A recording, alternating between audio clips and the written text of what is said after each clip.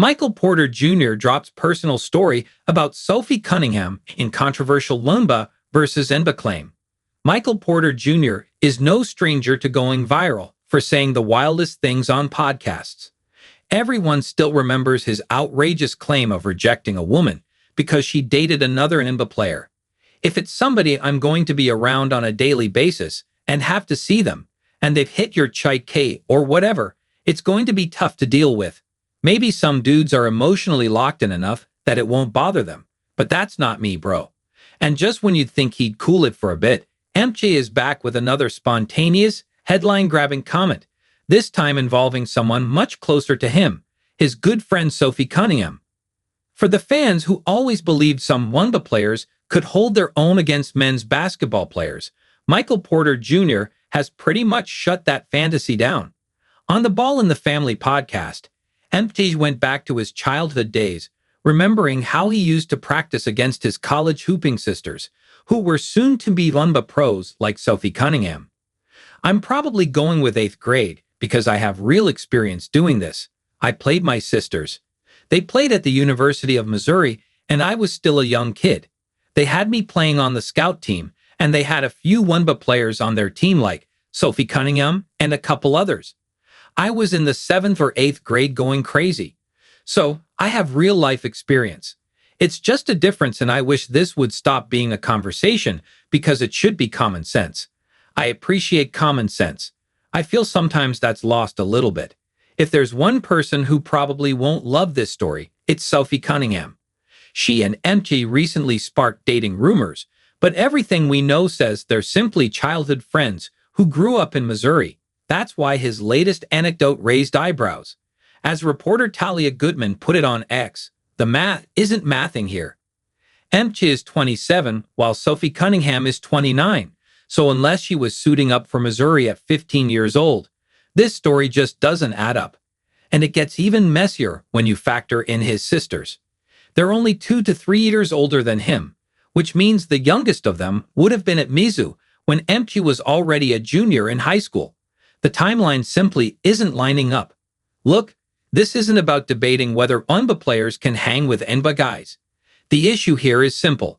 What Wnba is claiming just isn't possible.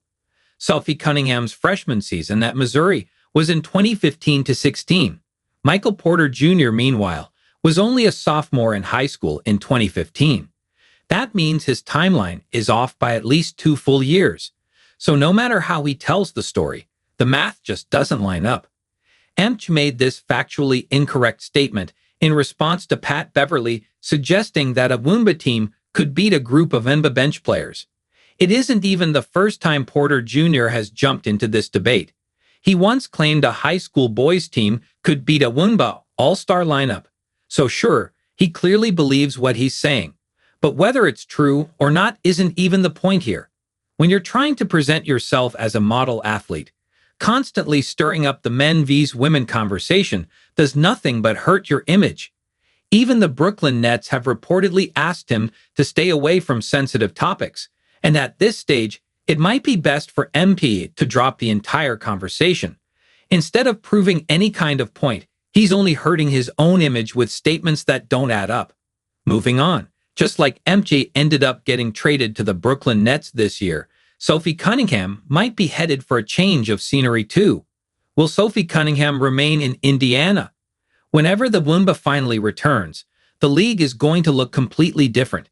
With more than 80% of players hitting free agency and everyone expecting the new Wnba to bring major salary increases, this offseason feels like a full reset.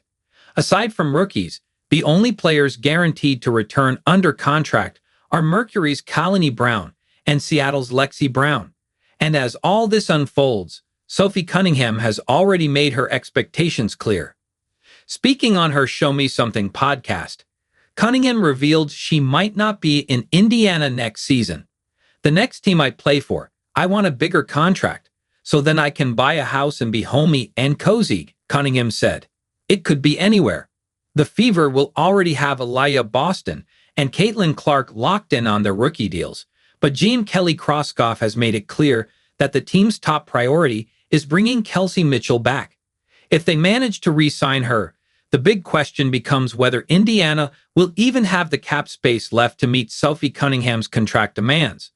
At this point, everything hinges on what the new Wnba looks like and how much financial flexibility teams will get once the league and the Wnba reaches an agreement.